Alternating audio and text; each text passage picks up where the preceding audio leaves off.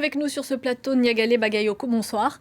Ça. Vous êtes politologue, présidente de l'African Security Sector Network. On va revenir avec vous sur cette tournée africaine d'Emmanuel Macron, mais d'abord une réaction à ce qu'on vient d'entendre, aux déclarations du président français, lui qui a été accusé d'avoir pris parti pour le Rwanda dans le conflit en RDC. Est-ce que sa visite, est-ce que ces déclarations ont permis de lever certaines ambiguïtés ? En tout cas, ces déclarations sont plus fermes que l'on ne pouvait s'y attendre ou que ne pouvait le craindre des groupes de la société civile ou le gouvernement congolais. Même s'il n'a pas explicitement mis en cause le Rwanda, il l'a quand même cité en l'appelant à prendre ses responsabilités et en indiquant qu'il serait possible à terme, à moyen terme, que des sanctions soient prises. Donc, à mon avis, le président a en partie satisfait certains de ses interlocuteurs congolais. On a entendu son homologue congolais être plutôt sceptique quant au cessez-le-feu qui doit être entré en vigueur mardi. Vous partagez ce scepticisme ? Il y a de quoi être sceptique dans la mesure où l'on parle quand même d'affrontements qui, dans le cadre présent avec le M23, durent depuis plus d'une année, mais qui plus largement en ce qui concerne l'Est de la RDC, se prolonge depuis 2 décennies, voire plus. Donc effectivement, il est très difficile d'être optimiste, notamment par rapport aux solutions mobilisées au niveau international. Si on revient maintenant sur la tournée d'Emmanuel Macron, elle avait pour but de tourner une nouvelle fois la page de la France-Afrique et de répondre aussi à la vague de sentiments anti-français au Sahel. Est-ce que le président français est parvenu à redorer l'image de la France lors de son séjour en Afrique centrale ?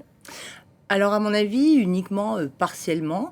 Il y a eu très clairement un changement de ton que l'on a pu noter dès la conférence de presse qui a eu lieu à Paris le 27 février et qui s'est prolongé jusqu'à la visite en RDC, à l'exception de cet échange assez tendu entre le président Macron et le président Tshisekedi, où le président français a pu être accusé une fois de plus d'arrogance, de donner des leçons et de mettre en cause un partenaire africain de manière qui a pu paraître parfois irrespectueuse.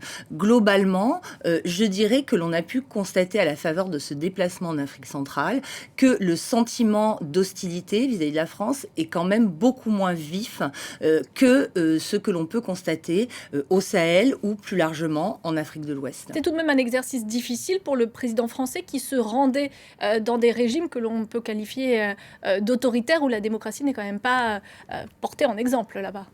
Non seulement des régimes autoritaires, avec des dirigeants qui sont au pouvoir depuis des décennies, si on prend le cas du Congo-Brazzaville, mais qui sont aussi des partenaires traditionnels de la France. Et c'est là, finalement, que la diplomatie française est attendue dans sa capacité à concilier la promotion de la démocratie qui reste un intérêt de la France, comme l'a formulé le président français, et ses relations avec ces régimes autoritaires qui violent la plupart des principes que la France est censée porter sur la scène internationale. Est-ce que c'est un partenariat par défaut parce que la France s'est fait chasser de l'Afrique de l'Ouest, du Mali, du Burkina Faso ? En tout cas, on constate un retour vers l'Afrique centrale. Il ne faut pas oublier que le président Macron s'était déjà rendu cet été au Cameroun, qui fait partie du même type de régime. En effet, l'Afrique centrale étant gouvernée précisément par des régimes autoritaires, il y a sans doute moins de prise pour de la contestation, de la mise en cause publique ou dans les rues du positionnement de la France dans ces régions. Il y a eu quelques manifestations en RDC, mais elles ont été quand même assez limitées. Mais l'image produite sur l'ensemble du continent reste quand même celle d'une France associée à des régimes non démocratiques en dépit des discours tenus. L'image de la page de la France-Afrique, finalement, n'est pas si tournée que ça ? Alors, ça dépend ce qu'on entend par France-Afrique.